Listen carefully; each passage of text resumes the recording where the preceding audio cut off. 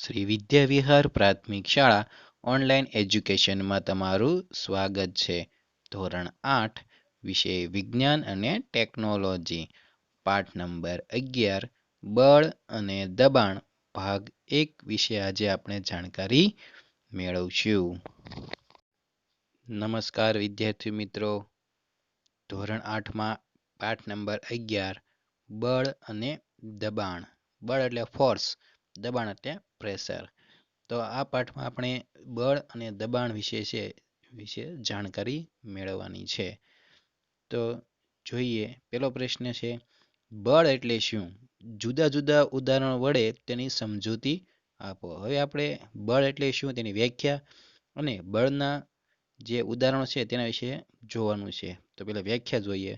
બળ એટલે પદાર્થને ધક્કો મારવો કે ખેંચવો. યાદ રાખજો વિદ્યાર્થી મિત્રો ખાસ, કે બળ એટલે શું? તો કોઈ પણ પદાર્થને ધક્કો મારવો કે ખેંચવો એને શું કહેવામાં આવે છે? બળ. કોઈ ટેબલ હોય, ખુરશી હોય, એને આપણે ધક્કો મારવો હોય તો ખેંચવો હોય તો શાની જરૂર પડે? તો બળ. એટલે શોર્ટમાં વ્યાખ્યા છે, બળ એટલે કોઈ પદાર્થને ધક્કો મારવો કે ખેંચવો. હવે ઉદાહરણ જોઈએ બળના.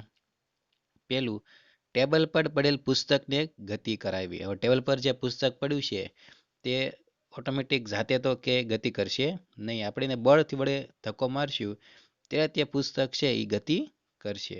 બીજું ઉદાહરણ, દરવાજો ખોલવો કે બંધ કરવો. હવે જે આપણા ઘરે જે દરવાજો છે એને ખોલવા કે બંધ કરવા પણ શાની જરૂર પડે છે? બળની.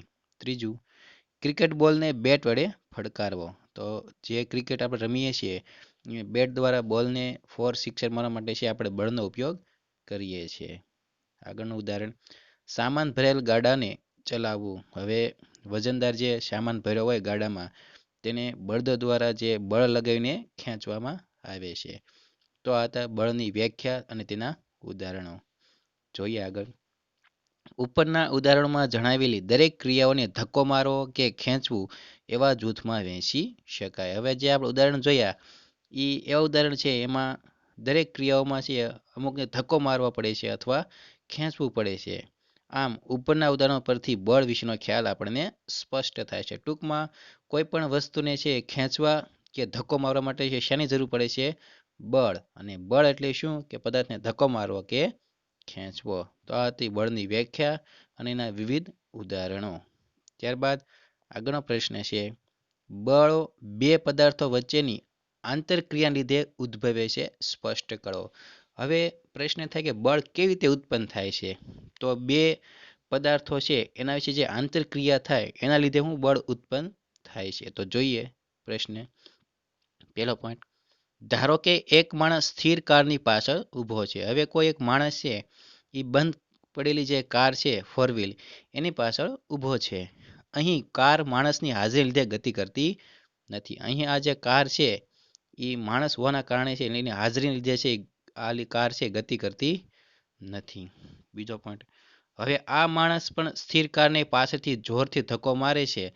પરિણામે ધારો કે કાર બળની દિશામાં ખસવા લાગે. હવે જે માણસ સ્થિર કારની પાછળ ઊભો હતો, હવે આ માણસ છે એ સ્થિર કારની પાછળથી શું કરશે? જોરથી ધક્કો મારે છે.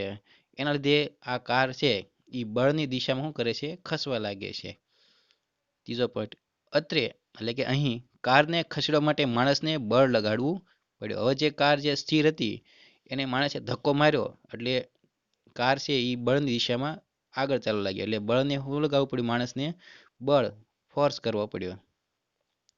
એટલે કે કાર અને માણસ વચ્ચે આંતરક્રિયા થઈ. એટલે આ જે કાર અને માણસ આ બે વચ્ચે આંતરક્રિયા થઈ એના કારણે શું ઉત્પન્ન થયું?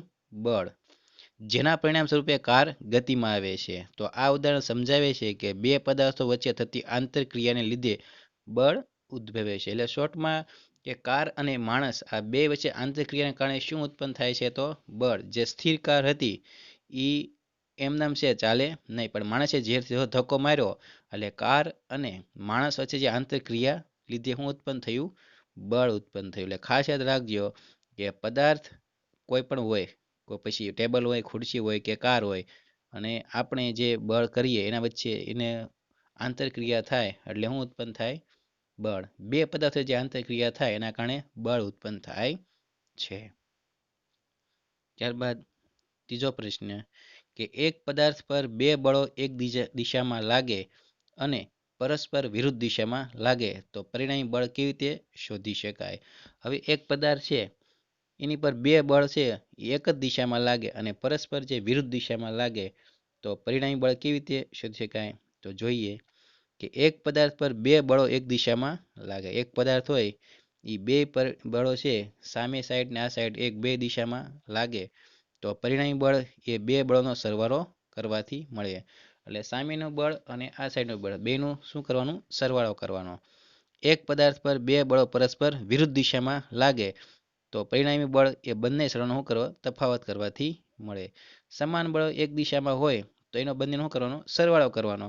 અને એક પદાર્થ બે બળો છે પરસ્પર વિરુદ્ધ દિશામાં હોય તો પરિણામ બંને શું કરવાનો? તફાવત કરવાથી મળે છે. ત્યારબાદ આગળનો પ્રશ્ન જોઈએ તો પદાર્થની ગતિની અવસ્થા એટલે શું? બળ દ્વારા તે કઈ રીતે બદલાય છે? પદાર્થની જે ગતિ છે એની અવસ્થા એટલે શું? બળ દ્વારા તે આપણે કેવી રીતે બદલાઈ શકે? એટલે કોઈ પદાર્થ ગતિ કરતું હોય એની પર જો બળ લગાવવામાં આવે તો એની દિશા કેવી રીતે બદલાય અથવા શું બદલાવ થાય છે? તો જોઈએ પદાર્થની જે અવસ્થા તેની ઝડપ એટલે કે શૂન્ય કે અશૂન્ય અને ગતિની દિશા દ્વારા વર્ણવવામાં આવે છે તેને પદાર્થની ગતિની અવસ્થા કહે છે. એટલે પદાર્થની કોઈ પણ અવસ્થા હોય પછી શૂન્ય એટલે કે ઉભેલું હોય કે ગતિમાં હોય એ દિશા દ્વારા જે વર્ણવવામાં આવે તેને પદાર્થની ગતિની શું કહેવાય છે? અવસ્થા કહે છે. એટલે કે ઝડપ એની કેવી છે? ધીમી છે, ફાસ્ટ છે કે શૂન્ય અવકાશ છે એટલે કે શૂન્ય છે કે અશૂન્ય તો એને પદાર્થની શું કહેવાય છે? અવસ્થા કહે છે. હવે તેને કેવી રીતે બદલી શકાય? તો પહેલો પોઈન્ટ સ્થિર પદાર્થ પર બળ લાગતા તે ગતિમાં આવે છે. કોઈ પણ વસ્તુ સ્થિર હોય એને આપણે બળ લગાવીએ તો એ શું આવે છે? ગતિમાં આવે છે. એના બદલાવ છે.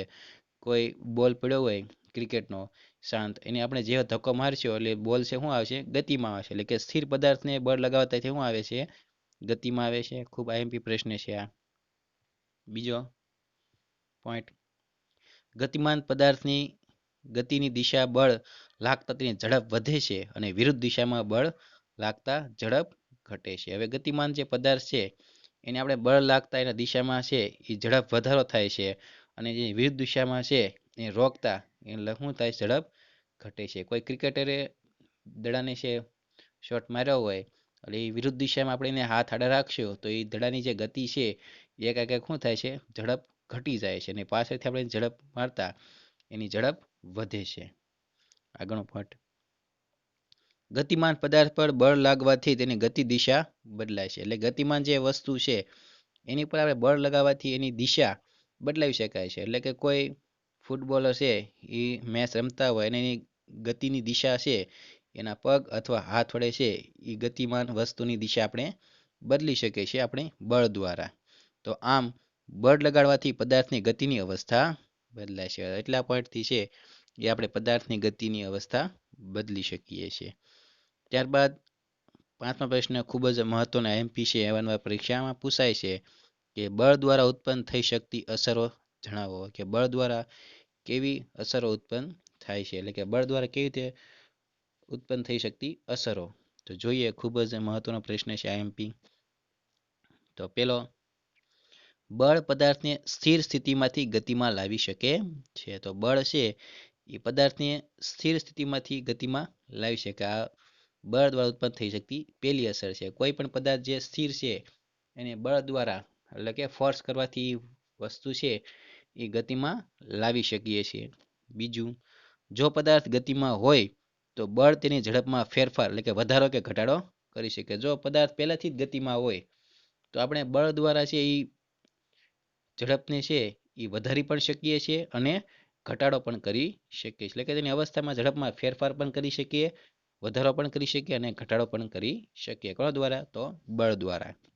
ત્રીજો પોઈન્ટ ગતિમાન પદાર્થની ગતિની દિશામાં ફેરફાર કરી શકે છે. ગતિમાન એટલે કે કોઈ ઝડપથી પહેલેથી ઝડપમાં વસ્તુ છે પદાર્થ છે એની આપણે દિશા એટલે કે ગતિની દિશા છે એ બળ દ્વારા આપણે પરિવર્તન કરી શકીએ એટલે કે ફેરફાર કરી શકીએ છીએ.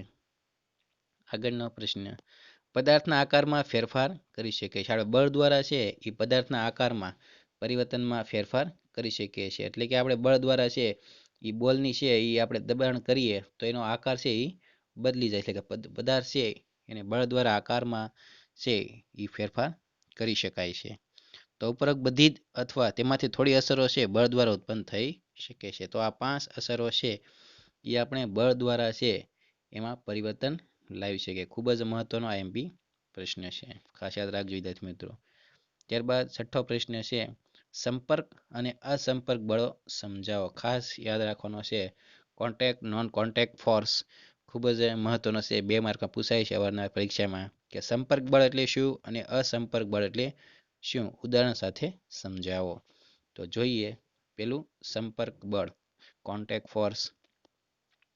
જ્યારે પદાર્થો એકબીજા સાથે ભૌતિક સંપર્કમાં હોય ત્યારે તેમની વચ્ચે ઉત્પન્ન થતું બળોને સંપર્ક બળો કહે છે. એટલે કે જ્યારે પદાર્થો એકબીજા સાથે સંપર્કમાં, ભૌતિક એટલે કે ફિઝિકલી બેના સંપર્કમાં હોય, સ્પર્શતા હોય, ત્યારે તેમની વચ્ચે જે બળ ઉત્પન્ન થાય એનું કહેવામાં આવે છે સંપર્ક બળો કહે છે. દાખલા તરીકે સ્નાયુ બળ, મસલ્સ બળ અને ઘર્ષણ બળ. તો આ બે સ્નાયુ બળ અને ઘર્ષણ બળ છે એ કોન્ટેક્ટ એટલે કે સંપર્ક બળના ઉદાહરણ છે. ફરીવાર જોઈએ કે જ્યારે બે પદાર્થો એટલે કે પદાર્થો એકબીજા સાથે ભૌતિક સંપર્ક, ફિઝિકલી સંપર્કમાં હોય ત્યારે તેમની વચ્ચે જે પ્રવર્તતું એટલે કે ઉત્પન્ન થતું જે બળ છે એનું કહેવામાં આવે છે સંપર્ક બળ કહે છે. દાખલા તરીકે ઉદાહરણ છે, ખાસ યાદ રાખજો, સ્નાયુ બળ અને ઘર્ષણ બળ. ત્યારબાદ બીજું છે અસંપર્ક બળ. બે પદાર્થો વચ્ચે કોઈ ભૌતિક સંપર્ક ન હોય ત્યારે તેમની વચ્ચે ઉત્પન્ન થતા બળો અસંપર્ક બળો કહેવાય છે. એટલે કે અસંપર્ક બળ, નોન કોન્ટેક્ટ ફોર્સ એટલે શું, તો એવા બે પદાર્થો જેના વચ્ચે કોઈ સંપર્ક ન હોય, કોન્ટેક્ટ ન હોય ફિઝિકલી, ત્યારે તેમની વચ્ચે જે ઉત્પન્ન થતું જે બળ છે એનું કહેવામાં આવે છે અસંપર્ક બળ. ઉદાહરણ જોઈએ તો સ્થિત વિદ્યુત બળ અને ચુંબકીય બળ અને ત્રીજું છે ગુરુત્વાકર્ષણ બળ. તો આ બળોમાં છે એ કોઈ સંપર્ક, ભૌતિક સંપર્ક હોતો નથી અને જે બળ ઉત્પન્ન થાય એને શું કહેવામાં આવે છે અસંપર્ક બળ, નોન કોન્ટેક્ટ ફોર્સ. એના ઉદાહરણ છે સ્થિત વિદ્યુત બળ, ચુંબકીય બળ અને ગુરુત્વાકર્ષણ બળ. તો વિદ્યાર્થી મિત્રો, ભાગ 1 આટલા સુધી રાખશું. બાકીનો પાર્ટ છે એ આપણે નેક્સ્ટ વિડીયોમાં જોઈશું. ત્યાં સુધી ઘરે રહો અને સુરક્ષિત રહો. Stay home, stay safe. આભાર, ધન્યવાદ. Thank you.